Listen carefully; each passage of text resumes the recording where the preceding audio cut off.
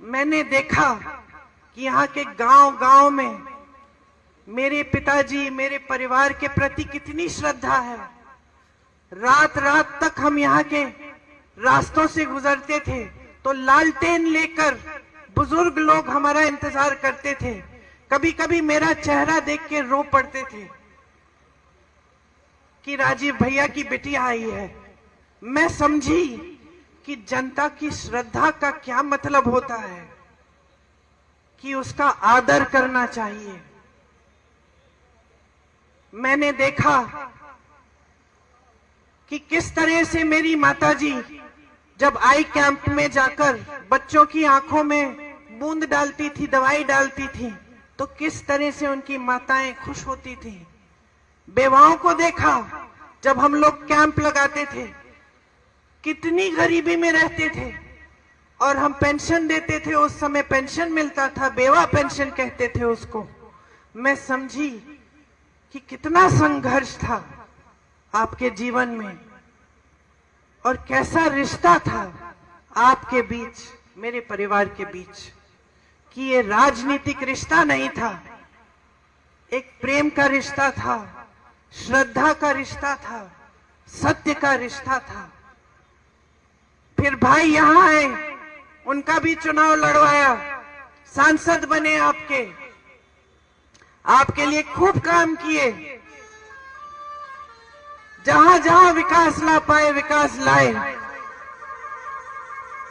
लेकिन उसके बाद पूरे देश में एक नई तरह की राजनीति आई, एक राजनीति जो शायद हम जैसे लोग शुरू में समझ नहीं पाए, क्योंकि हमारी सभ्यता ही अलग थी, हमारी समझ ही अलग थी। हमें सिखाया गया था कि जनता के सामने झूठ मत बोलो, हमें सिखाया गया था कि जनता का आदर करो, हमें सिखाया गया था कि जनता सर्वोपरि है। और हम अपनी आंखों के सामने देख रहे थे कि एक नई राजनीति उभर रही है जो जनता के जज्बातों का इस्तेमाल कर रही है, सत्ता बटोरने के लिए जनता को गुमराह कर रही है। यहां अमेठी में आए ये लोग क्या समझेंगे, स्मृति जी क्या समझेंगी? ये तो यहाँ पे आपके लिए थोड़ी आई, ये तो राहुल जी को हराने के लिए आई हैं, ये राहुल जी से लड़ने के लिए आई हैं, ये आपके प्रति श्रद्धा की वजह से नहीं आई हैं। वो कैसे समझेंगी ये रिश्ता? इन्होंने झूठ फैलाए कि हम आपकी जमीन हड़पने आए थे, कि जिन महिलाओं के जिस समूह में आप थी, आपको याद है जो परियोजना थी, कि वो परियोजना ही हमने इसलिए बनाई कि हम आपकी जमीन हड़पना चाह रहे थे, कि हम लूट रहे थे आपको, कि हमने कुछ नहीं किया आपके लिए, कि हमारे दिल में सिर्फ परिवारवाद की भावनाएं थी, सिर्फ सत्ता चाहते थे हम, हमारे दिल में आपके लिए कोई भावना नहीं थी। और कुछ ऐसा हुआ कि इन बातों से आप थोड़ा सा बहक गए, कुछ लोग बहके, कुछ लोग दृढ़ रहे। जो भी हुआ, राहुल जी वो चुनाव हारे और एक पुराना रिश्ता जो आपके बीच, हमारे परिवार के बीच था, वो थोड़े समय के लिए थम गया, लेकिन टूटा नहीं, क्योंकि वो रिश्ता कभी टूट नहीं सकता है।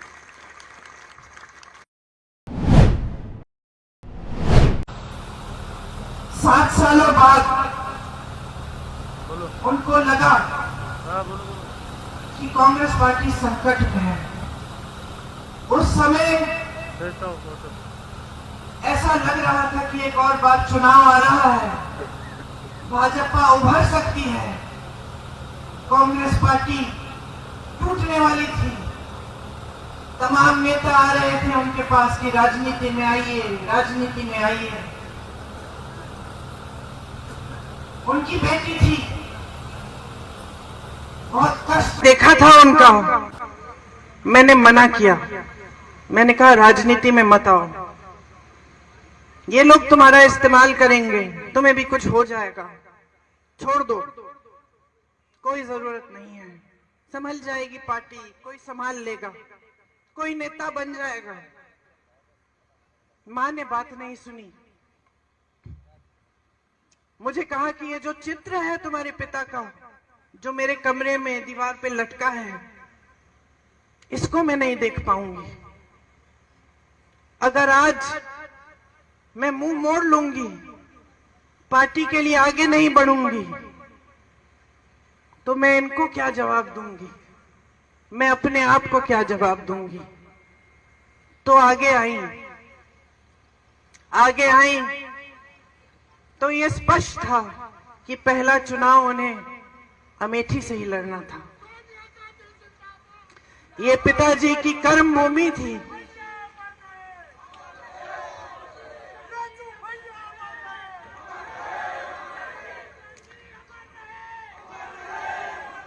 सच बताऊं तो जब ये तय हुआ कि वो चुनाव लड़ेंगी अमेठी से, तो एक शाम को उन्होंने मुझसे कहा, प्रियंका कैसे करूंगी, मैं तो कभी चुनाव लड़ी नहीं हूं।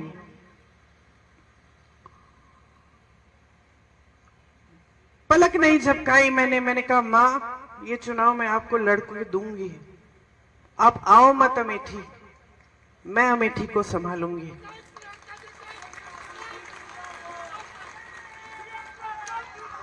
और मैं आपको बताऊं मैंने ये क्यों कहा, क्योंकि मैंने आपको बताया कि जब मेरे पिताजी शहीद हुए तो मैं नाराज थी, दुखी थी। मुझे ऐसा लगता था कि कोई मेरा दुख नहीं समझ सकता। लेकिन फिर कुछ हुआ। उनके अंतिम संस्कारों के बाद हम अस्थि विसर्जन के लिए इलाहाबाद आए, ट्रेन से आए। वो ट्रेन यहां अमेठी और रायबरेली से गुजरी। मैं बहुत दुखी थी, ट्रेन में बैठी थी, रात हो गई थी। ट्रेन यहां के स्टेशन पे रुकी। मुझे आज तक वो क्षण याद है। मैंने खिड़की से बाहर देखा और मैंने देखा कि ये तो बहुत लोग मेरी तरह रो रहे हैं, फूट फूट के रो रहे हैं। तो मुझे यह एहसास हुआ कि जो दुख मुझे महसूस हो रहा है वो तो यहाँ की जनता को भी महसूस हो रहा है। यहाँ के जो कार्यकर्ता थे, जो सारे इंतजार कर रहे थे बीच रात में कि राजीव जी को एक अंतिम बार देखेंगे, उनकी अस्थियों को देखेंगे, श्रद्धांजलि देंगे, उन सब के दिलों में वही दुख था जो मेरे दिल में था। आपने मेरे दुख के पल में आपने मेरा साथ दिया।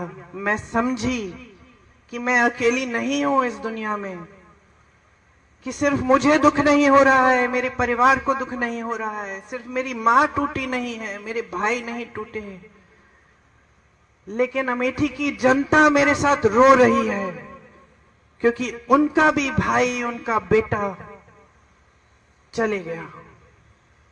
इसीलिए जब मां ने कहा कि अमेठी से चुनाव लड़ेंगी, तो बगैर हिचकिचाए मैंने कहा मैं लड़वाऊंगी, क्योंकि मैं जानती थी कि जब मैं यहां चुनाव लड़वाने आऊंगी तो मैं अपने परिवार के बीच आऊंगी।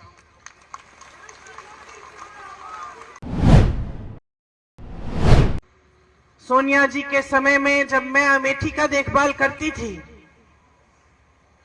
तो मैंने बहुत चीजें समझी जो बचपन में समझनी मुश्किल थी। उस समय गर्मियों में आग लग जाती थी गांव में, हम लोग जाते थे किट देने के लिए। मुझे याद है एक गांव में एक आदमी, एक किसान आया मेरे पास, यूं करके उसके हाथ, उसकी धोती में उसने कुछ बांधा हुआ था। जब मेरे पास आया उसने ऐसे मुट्ठी खोली, मुझे दिखाया। 500 रुपए के नोट थे, अध जले हुए, उसकी राख भी उसके हाथ में थे। उसने मुझे कहा कि मैंने अपनी बेटी की शादी के लिए रखे थे, सब जल गया, सब खत्म हो गया। मैंने गरीबों का दर्द समझा, किसानों का दर्द समझा। मैंने अपनी बहनों को समझा। जब मैं उनके बीच में घूमी और मैंने देखा कि किस तरह के संघर्ष कर रही हैं, किस तरह अपने बच्चों की परवरिश कर रही हैं। मेरी प्यारी बहन यहाँ खड़ी है, तुम्हारी कहानी याद है मुझे।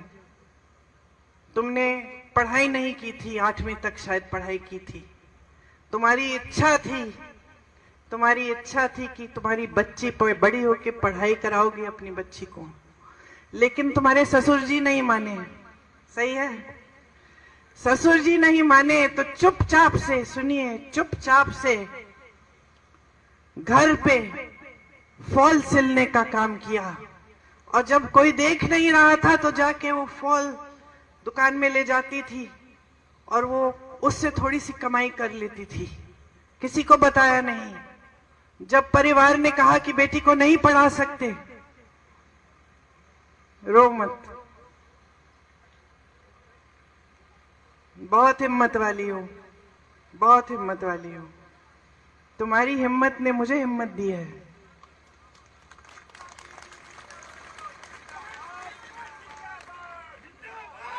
जब परिवार वालों ने बोला कि नहीं, बच्ची को पढ़ाने नहीं देंगे, तब इन्होंने कहा मैं पैसे दूंगी, पढ़ाने दो।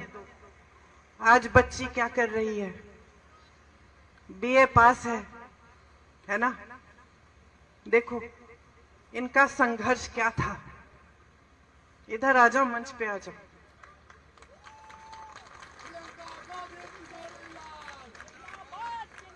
तुम्हारी जगह यहां है। मैंने सीखा कि मेरी बहनें कितना संघर्ष कर रही हैं। मैंने देखा कि कड़ी धूप में,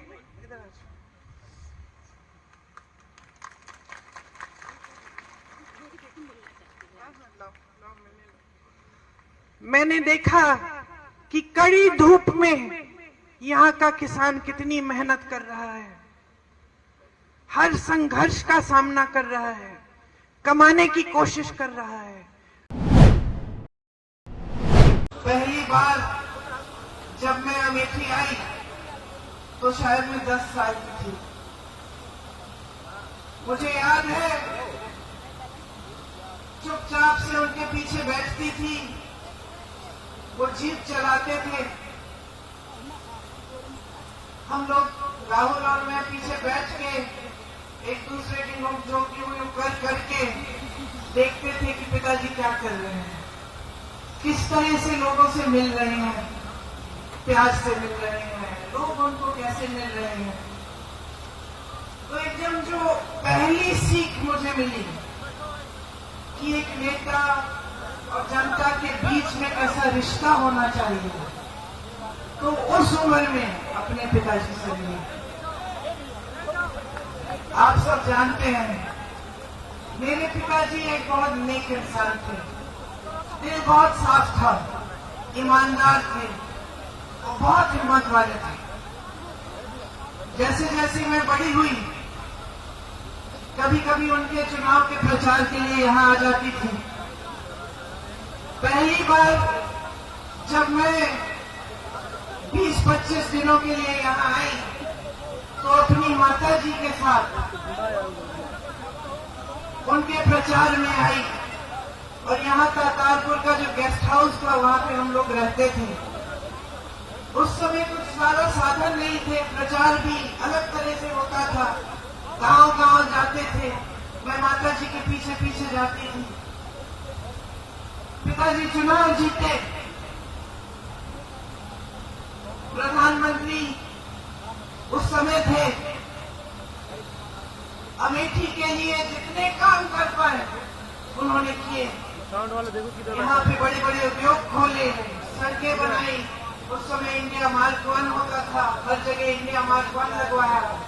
जहाँ रास्ता नहीं था रास्ता बनवाया, जहाँ सड़क थी खड़िंजा लगवाया, खड़िंजे पे पक्का किया। बार बार आते थे, अपनी जीप में बैठ के गांव-गांव जाते थे। कभी आप सबसे डांट खा लेते थे, कुछ मांग थी आपकी वो पूरी नहीं हुई थी, शायद एक सड़क या एक नलका, आप डांट भी लेते थे, प्यार से आपकी डांट सुनते थे। ये सब बातें मैंने देखी। कुछ समय बाद जब वो चुनाव, देश का जो चुनाव है वो हारे, यहां से तो जीते ही थे, तो उनके ऊपर काफी, मतलब उनकी सुरक्षा की काफी ये संदेह था कि कोई कुछ करेगा उनको। उनकी माता जी की हत्या हो चुकी थी, हम सब ने बचपन में वो देखा था, वो क्षण देखा था। अब मैं 17-18 साल की थी, पिताजी के लिए प्रचार किया था। पिताजी जो बड़ा चुनाव है वो हार गए, लेकिन अमेठी से फिर भी जीते थे। सुरक्षा की बड़े सवाल थे। हफ्ते में 5 दिन व्रत रखती थी कि पिताजी सही सलामत घर आ जाए। एक बार तो मौन व्रत भी रखने लग गई। पिताजी ने कहा, तुमने आज ये दिन क्यों, इतवार के दिन, मैंने कहा ये दिन क्यों चुना तुमने मौन होने के लिए? इसी दिन कुछ घंटे मिलते हैं तुमसे बात करने के, बाकी समय में काम करता रहता हूँ। पिताजी ने हारने के बाद मेरे ख्याल से 2 या 3 गुना काम किया होगा जितना उन्होंने जीतने के समय किया। जनता के बीच जाते थे, सद्भावना यात्रा की, रात के 4:30 बजे तक, 3 बजे तक काम करते थे। मैं तब तक नहीं सोती थी जब तक उनकी चप्पल की आवाज मेरे कमरे के बाहर से गुजरती थी। मुझे सुनाई देता था कि पिताजी घर आ गए, तब नींद आती थी, घबराहट होती थी कि कोई कुछ कर ना दे। 2 साल बाद 1991 में एक फोन आया,